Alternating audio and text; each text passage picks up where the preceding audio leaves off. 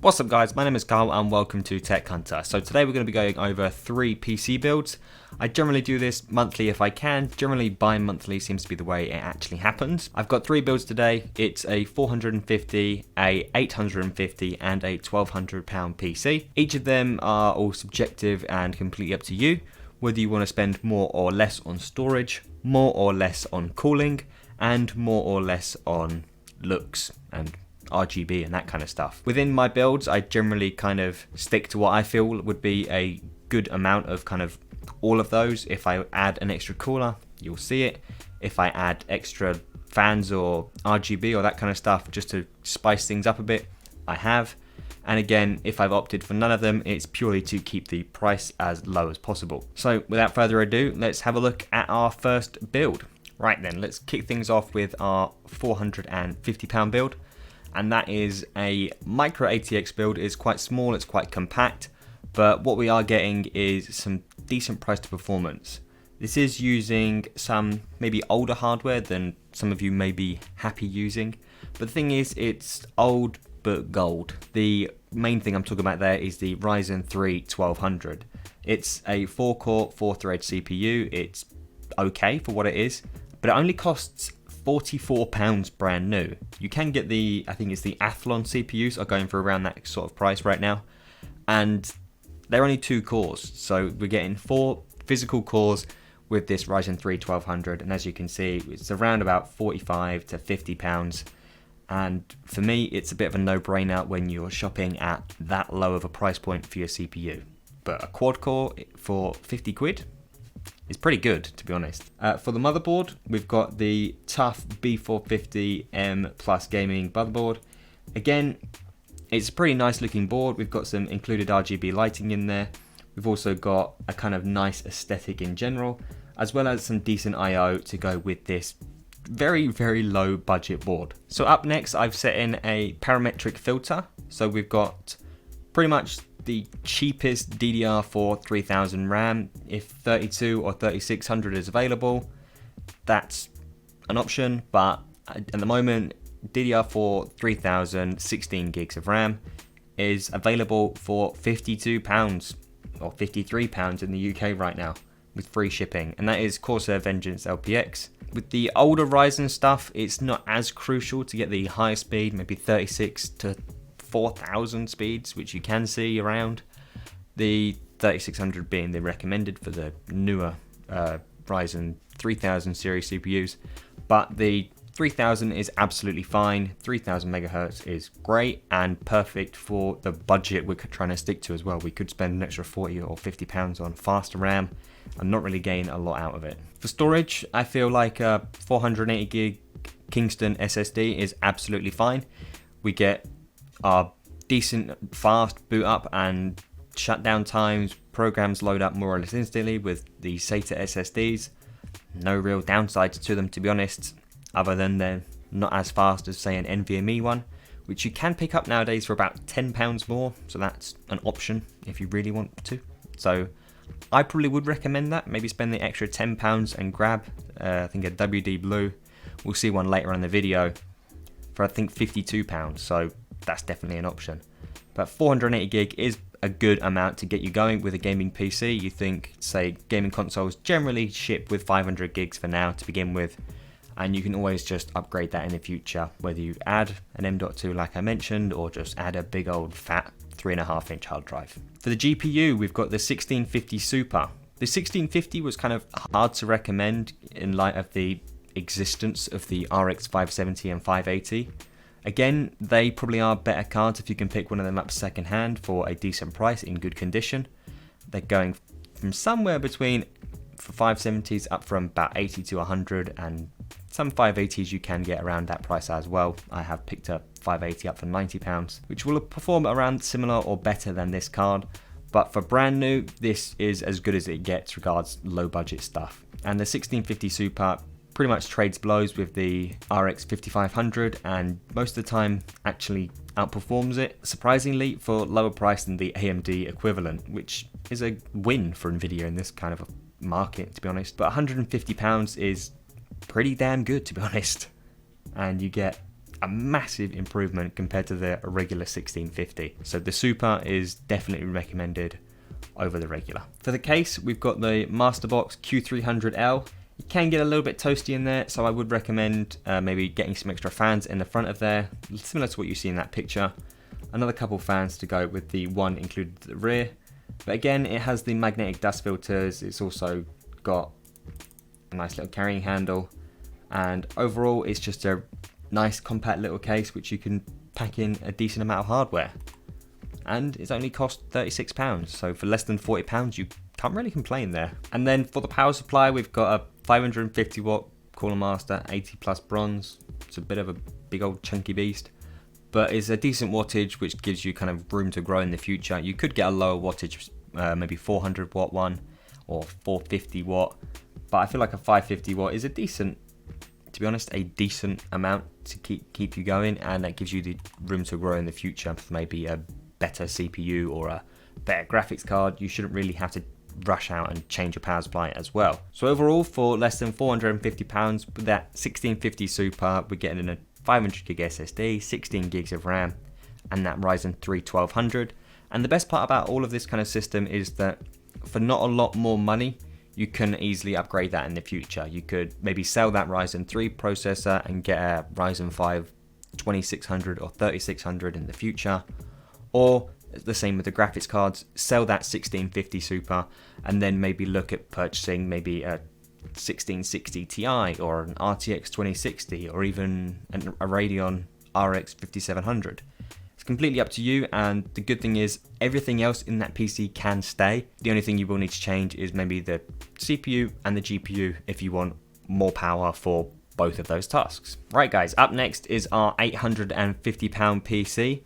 This is a very good system overall, to be honest. We've got the Ryzen 5 3600, which is just recommended by absolutely everybody for gaming and multitasking at the moment at a very good price point. And we've also got an RX 5700, which gives us incredible gaming performance for less than £300. So let's have a quick run through and see everything in our list. As we mentioned a minute ago, the Ryzen 5 3600 is 6 cores and 12 threads.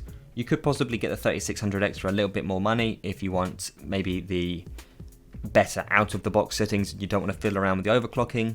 But the 3600, providing you stick a nice enough cooler on it, will kind of overclock itself and generally be pretty good out of the box. I mentioned a second ago about maybe getting a cooler, and the Hyper 212 Black Edition is generally a really good cooler, as well as a really nice looking cooler as well. So you can't really complain too much with there. The kind of good thing is you don't really need it, and you could just save £30 off of the price of this PC by just skipping that completely, and that would bring us down to the less than £850.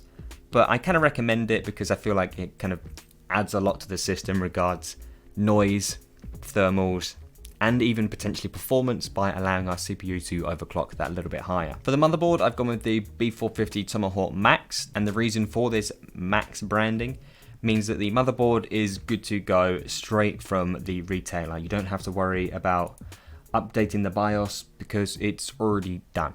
That's the good thing about knowing between getting the Max version and the non-Max version, is you know that you with the Max one, you are guaranteed to have compatibility straight from the retailer out of the box. No BIOS updates, nothing. It's just good to go. I would recommend updating the BIOS yourself anyway once you've got that motherboard and you're all set up, but you don't need to, which is the nice bonus of the Max. With the Tomahawk anyway, it's a great motherboard. It has great support for Ryzen CPUs and even higher end CPUs as well as pretty good I/O, including USB Type-C and other things like that. So it's a good general board all around. For memory, we've got the Patriot Viper 4 Blackout kit, a really stealthy looking all black kit with some big heat spreaders. Again, you can find these for around £67 to £70 online. Pretty good, to be honest, considering these are DDR4 3600 speed kits. Again, you don't need that. You couldn't maybe get the cheaper 3000 or 3200, but we might as well make the most of it while we can. We've got the bit more money to spend. Let's try and increase our performance where we can. For storage, I mentioned earlier about a 500 gig NVMe SSD, and this WD Blue SSD is the SN500. I bought 3 of these the other day for, again, 52 or 55 pounds. I think I paid for them. I think I got robbed here. Could have saved £3 on each one. But they've got 700 megabytes read and writes, which is pretty damn good, which is at least 3 times faster than a traditional SATA SSD for £10 more. So for me, it's a bit of a no-brainer. I would get them every time over the traditional SATA ones. But if you're looking to save some money, the SATA SSDs are a great option still. That is the only storage I've kind of included with this build. But like I mentioned earlier, if you want to add more, that's completely up to you. Or if you want to get rid of the cooler and add a 1TB hard drive, the build will cost the same. So it's completely up to you. So for the GPU, the RX 5700 is the best graphics card for under £300, period. The RTX 2060 doesn't get anywhere close. The 2060 Super kind of trades blows with it, and I think even sometimes loses to the 5700. But with the Thick 2 as well, the DD, I think this one's called. Is it not the Thick 2? I thought it was the Thick 2. Looks like, whatever. The XFX model we have on show here is it's a dual cooler design. It's got a thick heatsink, as we can quite clearly see. We won't be bothered by the loud noise of the traditional blower design of the reference design. So again, for £300, you can't beat the RX 5700 unless you start looking in the used market. For the case, we have the Corsair iQ 220T. Again, it's white, it's full of RGB lighting, it looks really nice. We've got that big kind of ventilated front panel for airflow to transfer through, hence the name 220T RGB airflow. And again, it looks pretty good overall. It costs £80, so if you want to, again, save some money, buy a cheaper case, which one that you may prefer the looks of, completely up to you. But my main reasoning behind this case is the fact that it does come with 3 RGB fans. But like the case behind me, it comes with 4 RGB fans, exclude the cooler, and that was only £60. So again, that's another option, though it does have a glass front as opposed to a ventilated one like this. For the power supply, we've got a 750 watt semi-modular unit from Gigabyte. It's got black flat cables, it's 80 plus gold, it's got plenty enough wattage, probably more than you will need for this build. But again, it's a good price, it's £70, and it kind of gives you that longevity, which I always love to preach. Try and spend money now on what you can for something that you don't need to upgrade in the future. Don't worry about the big warning sign saying compatibility issue, it's not a problem. We've got a Tomahawk Max motherboard. PC Part Picker just doesn't recognise that we have the Max version. And then for the final build, the £1,200 beast. This is an absolute monster of a PC. You can game and stream and edit 4K videos and all of that kind of stuff with ease on this PC. Again, we've added some extra kind of RGB factor into it. Again, we've added a little bit more storage to probably compensate what someone is likely to actually spend once they get to this higher price point. And again, we've got some kind of better cooling system in general, really. So first things first, we've got our Ryzen 7 3700X 8-core 16-thread processor. This has quite simply replaced the 2700X that used to be out last year and taken it to the next level. It's a massive improvement over the 2700X that you could buy a year ago, and again, it's more power efficient than last year's model, and it costs pretty much the exact same price, which is brilliant to see from AMD. Again, you don't really need a cooler for this build. It comes with that Wraith Max cooler, but the Arctic Freezer 34 is unoffensive, it's black and white, it's really nice design overall. It's got a 4 heat pipe design, 2 fans included, and honestly, I've got them running in the system which I record all this on, and I can't hear it, which is brilliant. So for £35, it's something I would definitely recommend picking up for your build. So this is nice, something that wasn't really apparent a few months ago. X570 boards are available from Gigabyte, like this one here, for £135 shipped. We've got the included I/O shield. The audio isn't quite as good as what I'd expect, but what we're mainly getting with this X570 board is the kind of support for PCI Gen 4, which can mean we can improve the longevity of our build by then buying even faster NVMe SSDs in the future. X570 does unfortunately have the included little fan on the board. Very unlikely that you're going to hear it over the rest of your system anyway, so I wouldn't really worry too much about that. But it's nice to see that the price of X570 motherboards are coming down. When they first launched, you struggled to find one below 200, but now they're starting to approach £100, which is awesome to see. For RAM, we've got Vengeance RGB Pro.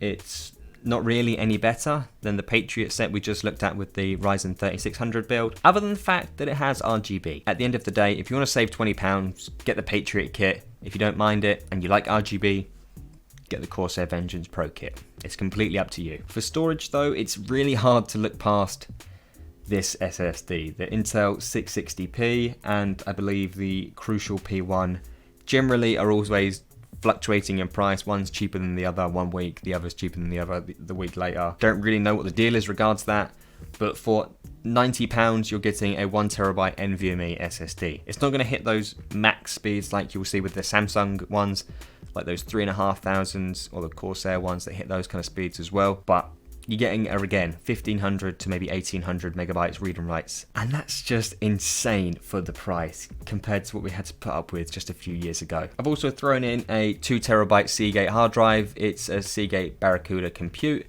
It's got 256 megabytes of cache, which I didn't really know was a thing in hard drives at the moment. I've always generally kind of looked at 64 megabytes as being, that's generally what I want with 7200 RPM. And I've seen 128, but it's nice to see 256 megabytes of cache with hard drives nowadays, especially for ones that cost £50. So that's really good to see. For graphics though, this is the 5700 XT. Quite a big improvement in performance over the 5700. Again, with the last build, if you wanted to maybe shave some money off and then spend it and get the 5700 XT, I could definitely recommend that. But for this build, I feel like the 3700X and the 5700 XT are a match made in heaven. And to get more performance than the 5700 XT, you have to look at the 2070 Super, which can cost up to £100 to £150 more than this. So again, it's kind of hard to recommend that for not a massive increase in performance. For the case, it's again pretty similar to the last one. We've got only 3 included RGB fans in here and none at the rear. It's the Phanteks Eclipse P400A digital edition with the 3 ARGB fans and that mesh cutout at the front to allow more airflow through the case. But for £80, if you really wanted to cut the cost, get a cheaper case or get the 220T. It's the same price and I think it looks better, so that's up to you. Again, for the power supply, we could just go and grab the same one we used a second ago, the Gigabyte 750 watt one, 80 plus gold. But I feel like the Be Quiet ones are, I don't know, they're just quieter, believe it or not. And they're really well-made power supplies that you get from Be Quiet. That's kind of what they're known for. They're known for cooling, power supplies, and later on, cases. I always recommend a Be Quiet power supply just because you know they're going to last, you know they're well-made, and you just know they're going to be quiet. But for £85 to £90, it's a really good price. Again, if you want to save some money and get that more wattage, grab the Gigabyte one. But I cannot guarantee it will be as quiet as the Be Quiet one. Anyway guys, that brings us to the end of the video.